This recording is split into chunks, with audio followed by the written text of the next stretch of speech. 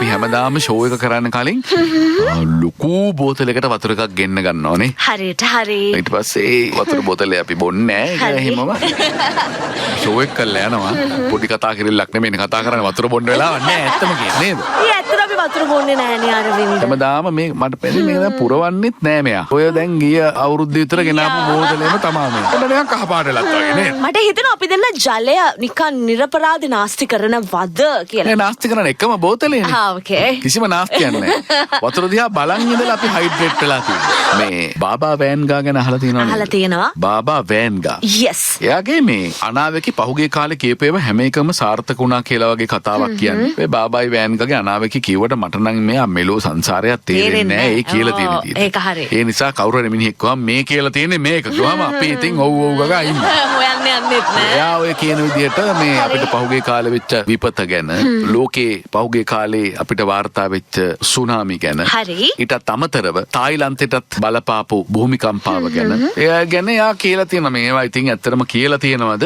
එහෙම නැත්නම් වුණාම මෙන්න කියලා තියනවා කියලා හදලා තියෙනවද? එහෙම කරන්නත් පුළුවන්. ඕන්නම් ඔයාට ටාගට් එක ඇඳලා ඊතලයේ හරි මැදට විදින්නත් පුළුවන් දක්ෂයෙක්. yes. නැත්නම් ඔයා ඊතලයේ කොහෙට හරි විදලා ඊතලයේ මැද තියෙන විදිහට පස්සේ ටාගට් එක ගන්නත් පුළුවන්. ඉතින් අපි දන්නේ බාබා වෑන්ගා ගැන මේ කියන කතා කොහොමද කියලා. නමුත් ටිකක් කල් තියා ආපු අනාවැකියක් තියෙනවා. හරි. ඒක තමයි අද සාත්තර කියනවා මේ ප්‍රෝග්‍රෑම් එකේ. හිතවත සූදානම් වෙන්න සාත්තරයක් අහන්න. බාබායි වෑන්ගා. right. එයා කියනවා ලෝකය අනාගතයේදී ජලය වෙනුවෙන් සටන පටන් ගන්නවා කියලා.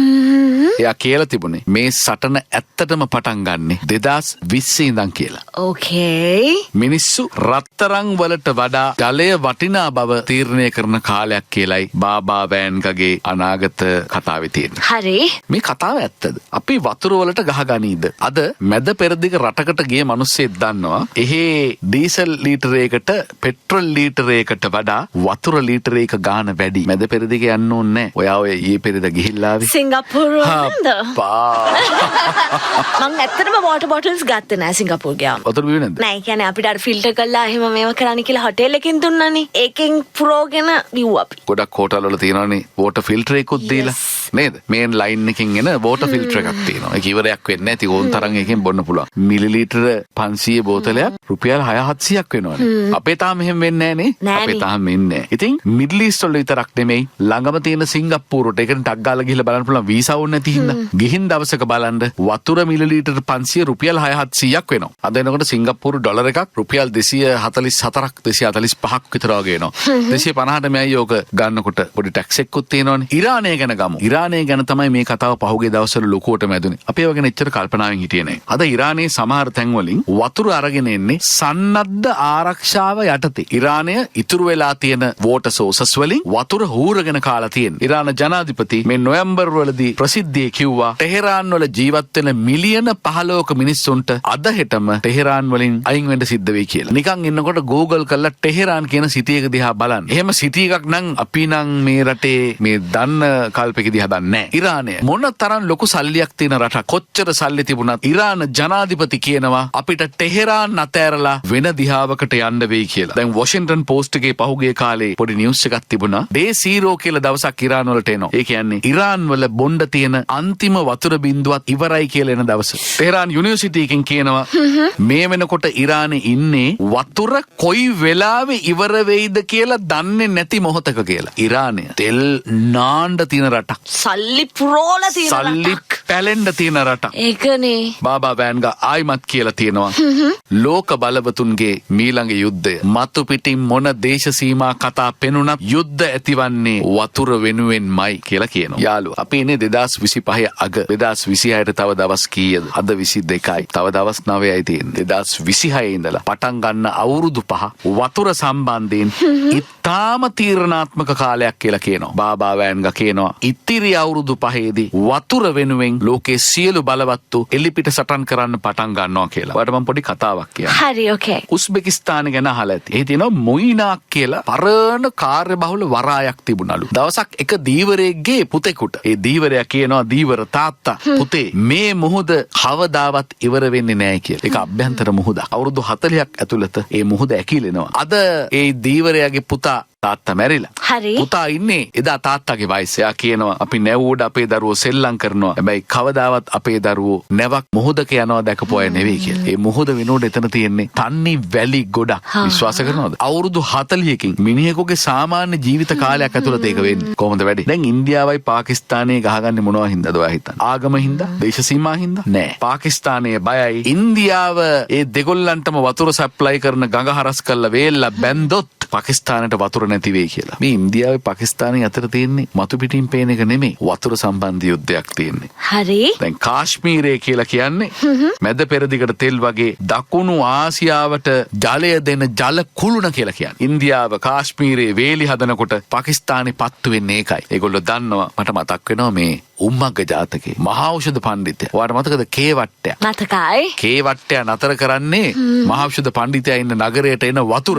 දැන් මහා ඖෂධ පඬිතුයා මොනවද කරන්නේ? එයා නිලුම් මල් වගේක් හදනවා උණ බට ඇතුලේ දාලා. දිග නැටි තියෙන. ඒක ට්‍රික් එකක්. දාලා ඒව නගරෙන් එළියට දැම්මා කියලා කියනවා. නිලුම් මල් වල නැටිවල දිග දැක්කහම කේවට්ටයා හිතුවලු බුදුසන්තෝ මේ තරම් ගැඹුර විල් තියෙනවා නම් වතුර සප්ලයි එක නතර කරා කියලා කිසිම තේරුමක් නැහැ කියලා. හැබැයි ඒකෙන් ගත්ත සිග්නල් එක අපි ඒක නෙවෙයි. වතුර නැවතුවොත් ඕන යුද්ධයක් සුම්ම. ජලය කියන්නේ ඉදිරියේදී ආයුධයක්. තෙල් වැඩක් නැහැ. දේශ සීමා වැඩක් නැහැ. බොණ්ඩ වතුර ටික අපිට තාම මේක තේරෙන්නේ නැහැ. දැන් ලංකාව කියන්නේ ඉන්දියන් සාගරයේ මැද තියෙන නොනිමෙන දිය උල්පතක්. අපි හැමතිස්සෙම කියන්නේ ලංකාවට පල්ලෙහැන් නැව් යනවා. වෙළඳ නැව් ගොඩාක් යනවා. වෙළඳ නැව් වලින් 3න් 2ක් විතර යනවා. තෙල් නැව් වලින් 3න් 2ක් විතර යනවා. ඉතින් මාරයි. ලංකාව ස්ට්‍රැටජිකලි මාර තැනක තියෙන්නේ. ඔව් ඒව ඇත්ත. නමුත් ඔබ අමතක කරන්න එපා. අපිට ගංගාවල් 103ක් තියෙනවා. ලෝකෙ මේ රට ගැන දන්න මිනිස්සු මේකට කියන්නේ ලංකාවට කියන්නේ නොනිමෙන දිය උල්පත කියලා. අපිට වතුර එන්නේ මධ්‍යම කඳු කරෙන්. ඒක තමයි සහෝදරයා ඊයේ පෙරේදා සෑහෙන දුරට ඩැමේජ් උනේ. අපිට අපේ රටේ තියෙන වතුර සම්පතක් නොවුනට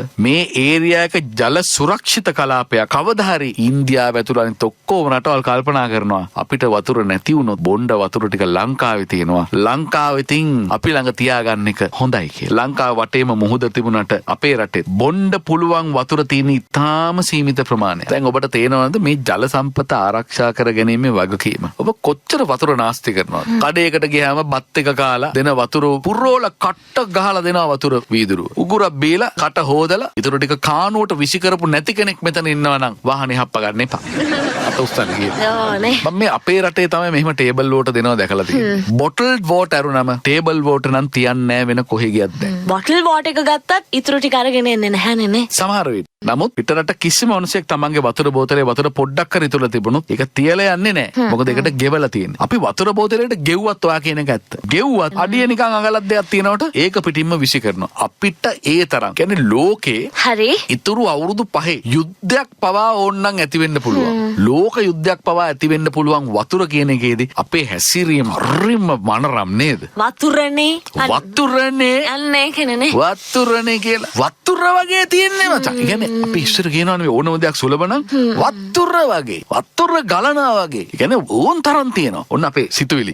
අපිට තියෙනවා අපේ රටේ වතුර ඕන් තරම් තියෙනවා. අමතක කරන්න එපා. රටවල් වල මුහුදු හිඳිලා තියෙනවා. ටෙහෙරානය කියලා කියන්නේ ඉරානයේ අගනගරය. ඩොලර් බිලියන ගාණක් වියදම් කරලා ඉරානයේ හදාගත්ත අගනගරය අතාරින්න වෙයි කියලා ඉරානයේ ජනාධිපති කියන තත්ත්වයක අපි කියනවා වතුර වගේ අපිට තියෙනවා කියලා. වතුර වගේ. මට ආගේ කතාවේ මෙහෙමත් හිතෙනවා. අපි හරියට වතුර ටික ආරක්ෂා කරගත්තොත් ලෝකේ බලවතා වෙන්න උනත් බැරි නෑ වගේනේ. ඉතින් අපි ලෝකේ බලවතා වෙන හින්දා තමා හැමෝම මේකට ඇහැ ගහගෙන හරි උනන්දුවෙන් ඉන්නේ නේද? හැම රටේම ජනාධිපතිලා එන්න බලනවා, විදේශ කටයුතු ඇමතිලා එන්න බලනවා. හරි ආදරේ. අපි බලන්න එපා ඇයි මේ ආදරේ කියලා. maybe water. සමහර වෙලාවට අපේ කඳුකරේ රකින්න අපිට වඩා ඒ මිනිස්සුන් උනන්දුවක් ඇති. ඇයි මොකද අඩි 10ක් පේන්නේ නැහනේ අපිට. අපිට පේන්නේ නැහැ ඉස්සරහා මේ පේන අඩි 10වත්.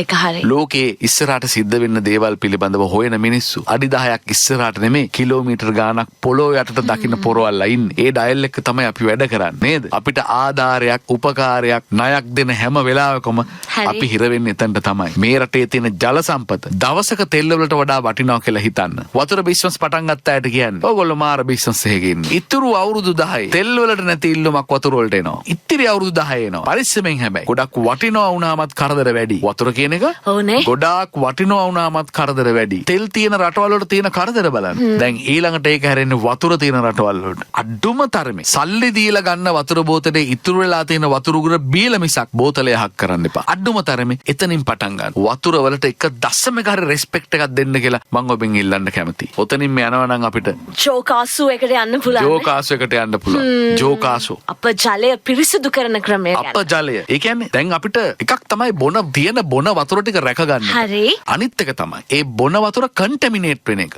අපිරිසිදු වෙන එක නතර කරගන්න එක. දැන් අපේ අප ජලය තියෙනවනේ ಜಾති කීපයක්. টয়ලට් වලින් යන ඒවා. වොෂ්රූම් එකේ වොෂ්රූම් එකේ නානකොට රිදි හොදනකොට යන ඒවා. කුස්සියේ කෑම උයනකොට පිහනකොට වලම්පිකම් හොදනකොට යන ඒවා. ඔය ಜಾති තුනෙන් තමයි ගෙදරක නෙමෙයි ඕනම තැනක අප ජලය කියන එක හැදෙන්නේ. ඕක සමහර අය කෙලින්ම පොළවේ වලක් කපලා ඒකට දානවා. ඒවා ආරක්ෂිත නැති ටැංකියකට ඒවා දාපුවාම වතුර උරලා ඒවත් එක්කම යන්නේ අපේ ජල මූලාශ්‍ර හොයාගෙන යන උල්පත් ජලයට තමයි කලවම් වෙන්නේ. හරි. ජපානට මේක උනානේ අපි මේක කරලා ඉගෙන ගන්න ඕනේ. ජපාන එක තැනකදී තමන්ට බොන්න තියෙන ජලය 45%කින් එක සැරේ අඩු කර ගන්නවා. කාර්මික විප්ලවයට ගිහිල්ලා. ජපානයේ තේරුම් ගන්නවා අපි ඊළඟ කෑමකට සැරසෙන්නේ. ඒගොල්ලෝ ගෙනවා ජෝකාසෝ නීතිය ගේනවා. ගෙදරකින්, බිල්ඩිමකින්, ව්‍යාපාර ආයතනයකින් කිසිම මනුෂ්‍ය ක්‍රියාකාරකමකින් පිට කරන අපජලය පිරිසිදු කරන්නේ නැතුව පරිසරයට මුදා හැරීම දඬුවම් ලැබිය හැකි වරදක් ගන්නට ජපානය කියනවා. පොඩි දඬුවම් නෙමේ තියෙන්නේ දැඩි දඬුවම් තියෙනවා. සෙල්ලම් කරන්න බෑ මේ කෑල්ලත් එක්ක. රුපියල් 500ක් 1000ක් 500,000 දඩ නෑ ඒවට. ඉතින් ජෝකාසු නීතිය. ජෝකාසු කියන්නේ සිස්ටම් එකක්. පොළොවට වලන ටැංකියක් කියලා හිතන්න. අපජලය එකට ඇතුල් වෙනවා. පියවර 4කින් ක්ලීන් වෙනවා. right. නැවත ප්‍රයෝජනයට ගන්න පුළුවන් සුපිරිසිදු ජලය බවට පත් වෙනවා. බොන්න ගන්නෑ. ඔයගොල්ලන් ගෙදර මල් පැල වලට වතුර දාන්නේ මොන වතුර වලින්ද? හොඳ වතුර අපි මේ හොඳ වතුර? බොන්න පුළුවන් වතුරනේ දාන්නේ. අතන টয়ලට් ෆ්ලෂ් වෙන්නේ මොන වයින්ද? හොඳ වතුර. හොඳේවා. පාරින් චප්පකින් ගොනු පිරිසිදු කරගෙන වතුර චෙන්කීති ජාලා. ඔව්. ඒක මීමි ඌ එක චාරගෙන ෆ්‍රෙෂ් ගාලා ෆ්ලෂ් කරලා. වාහන හොදන්න හොඳ වතුර. වාහන හොදන්නේ මොන වතුරේද? හොඳ වතුර. ඒ ඇත්තට අපි පාවිච්චි කරන හැම දෙයකම හොඳ වතුරනේ. උඹලා අපිට තේරෙන්නේ නෑ මචං මේ වතුරේ තියෙන වටිනාකම. නැත්තම් අපි වාහන හොදයිද? ඉතින් ඔය ජෝකාසු සිස්ටම් එකකින් එන වතුර සුපිරිසිදු කරලා එන වතුර. හරි. ඒවා තා පොඩ්ඩක් ට්‍රීට් කළා. ඒවා නගරයේ වතුර මල් ක්‍රියාත්මක කරන්න, টয়ලට්ස් ෆ්ලෂ් කරන්න සිස්ටම්ස් වලට යවන්න, නගරවල උද්‍යානවලට වතුර ටික දාන්න, වාහන හොදන්න ජපානයේ පාවිච්චි කරනවා. yes. අපි එතනට යන්න ඕනේ. අපි එතනට යන්න ඕනේ. ඉතින් ඔබ ගෙදරක් හදනකොට ඔබට පුළුවන් කමක් තියෙනවා නම් බිල්ඩිමක් හදනකොට හොයලා බලන්න මේ ඩයිකි ඇක්සිස් ජෝකාසු සිස්ටම් එක. ඩයිකි ඇක්සිස් තමයි ජපානයෙන් කෙලින්ම ලංකාවට ඇවිල්ලා ඒ වැඩේ ජප්ප විදියට කරන තැන. ජප්ප කරන විදියට තමයි ඩයිකි ඇක්සිස් එක මේ වැඩේ කරන්නේ. මතක තියාගන්න ගොඩාක් ඒවා තියෙනවා. එහෙනම් අපි මේ සින්දුවත් අහලා වතුර ගැන අලුත් අදහසක් ගමු මිත්‍රෝල්නේ. වතුරම මැතිදා ජීවත් වනු බෑ වතුර හිතවතා ජීවය රකිනා